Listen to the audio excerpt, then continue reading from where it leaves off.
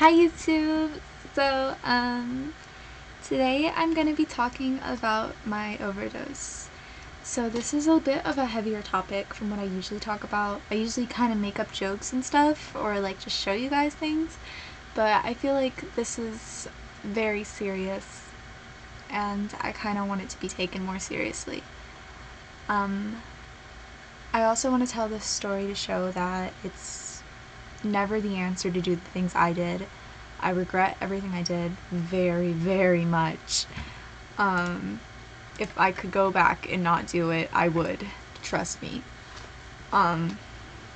So yeah, I've just been feeling really depressed lately and I really want to bring this up. So here we go.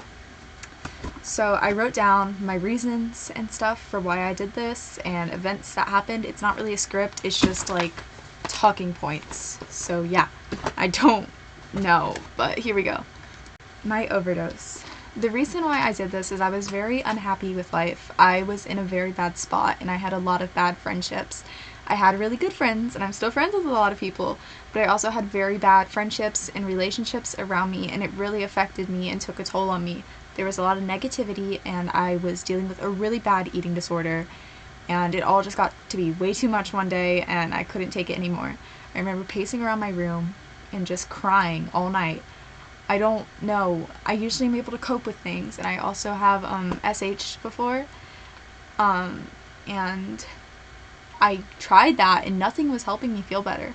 Like, I can usually talk to someone, and the person I talked to, I just don't think they understood what I was going through, and they took me very seriously. So, yeah. I had really bad PTSD too at the time, and I still do have it really badly, but that night was really miserable with it. So that's also why. And so I took a bottle of my antidepressants, a bottle of my sleeping medication, and just like little random things around my room, and I put it all in my mouth and I swallowed it. And I sat there for about like 20 minutes, and then I started feeling really sick. Like really sick, and I realized that I didn't really want to die, and I didn't want to die so early. There's a lot of things I want to do in my life, and I've gotten to experience so little of that. So I went out there and I told my grandpa what I did, and he was scared and I was scared. This was not my first time overdosing. I've done this 3 other times, but I have never done it to this degree, to this point where I felt this sick. Like, this was worse than a fever. So I went and told my grandpa, and he called the ambulance. And when the ambulance came, they did not take me very seriously at all, I feel like. They kept asking me if it was boyfriend drama, which it really wasn't. It was so much more than that to me. I didn't really even have a boyfriend. I just was going through it, and they just downplayed it. And they asked me if it was because I was homeschooled, and part of it kind of was. I had nobody, and it was honestly the worst feeling in the world. But they took me to the psych ward, and it's like a hospital, and then it's for minors, so it's a hospital and then it's also a psychiatric unit. So I was in the hospital for a few like days, but when I first got there I could not stop projectile vomiting. If I would have stayed in my room, I would have probably choked on my own vomit. And I just remember passing out and then waking up and then passing out and then waking up, and I just projectile vomit. She went to go grab my weight, and I got up and I just started projectile vomiting all over the main floor of the hospital. And the nurse looked terrified. She ran me into a room and I couldn't stop throwing up. And then I got to my room and my dad was there. And sorry, I cut. I was looking at my talking points. I want to talk about the tolls that this had on my body other than throwing up. For a few days, I did not wake up. I was out. And my dad even posted on Facebook looking at this monitor praying what to do. I feel awful for what I did to him and what I did to my family. I feel awful for what I did to my friends. If I would have left my best friend on earth without me, what would I be? Like, what kind of friend am I? But I also just couldn't take it anymore, so who knows. But I feel like that was a very selfish thing for me to do. But I'd have hallucinations and I was texting this guy I like, and I would grab my heart monitor and try to text him. If that isn't chronically online, I don't know what is. And then I'd have like hallucinations that the walls were moving. I had hallucinations that my sister was showing me things like dolls and like her like littlest pet shops that I gave her, and she was telling me she got new ones, and I was like, that's great. And then I remember I would literally hear this Bob Marley song in my dreams. The nurses kept playing TikToks, and it was like around the time, it was April when I did this. It was like, these roads of flames, none of silence, and it just wouldn't stop. And then I remember talking to this old lady, and this was not a hallucination, this was like right before I went to the psychiatric unit, about my problems, and she kept telling me, you're beautiful, you'll do great, and it was very sweet. And yeah, that's just kind of what happened. I would fall a lot. I wasn't able to walk for a few days. It was very hard for my body with all the pills I took. I would walk and my legs gave out. Like, I literally had to get carried to the bathroom once. It was pretty bad. My dad was there, and he looked really worried, and I felt awful for what I did. I don't know how to explain it, but it's never worth seeing your parent that stressed. It is never worth that, because I'll never forget. He's been there my other attempts, but I felt like this time it was just so different, because he knew I was starving myself. He knew I was cutting myself. He knew everything, and it just really hurt, honestly, seeing him upset with me to that degree. My grandpa was upset too, and oh my god, there's a fly in my room. Please ignore that. That was gross.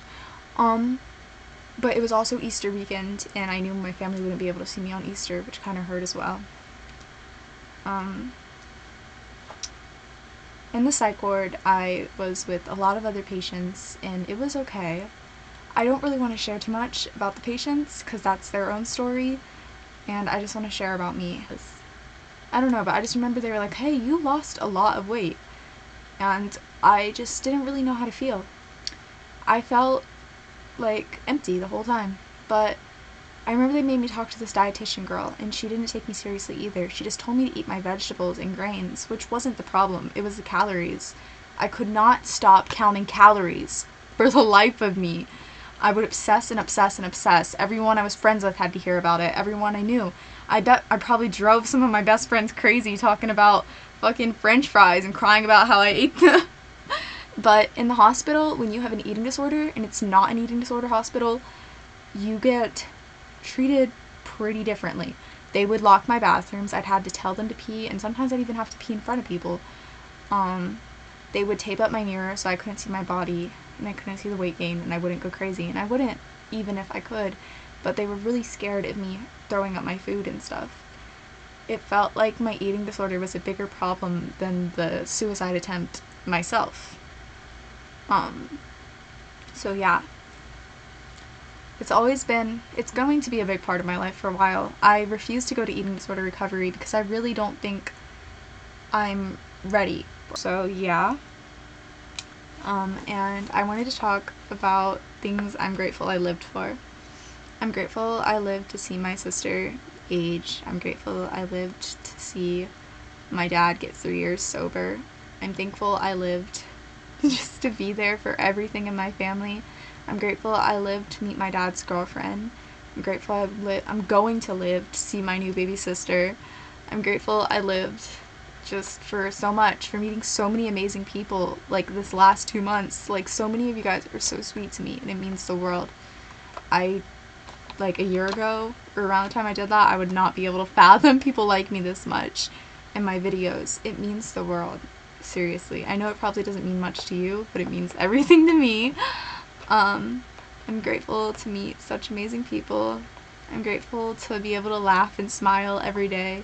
It's something I used to not be able to do. I'm grateful just to be so surrounded with love and positivity. At the end of the day, if you're in a toxic relationship or anything, you should really get out, because no matter what, it's never going to end good. And even if it does end good, you can never fix what was already broken. It's like trying to take like a glass cup and tape it together. It's not gonna fix. They don't want to change usually, especially if it's just a really bad power dynamic. So that's what I have to say. Goodbye.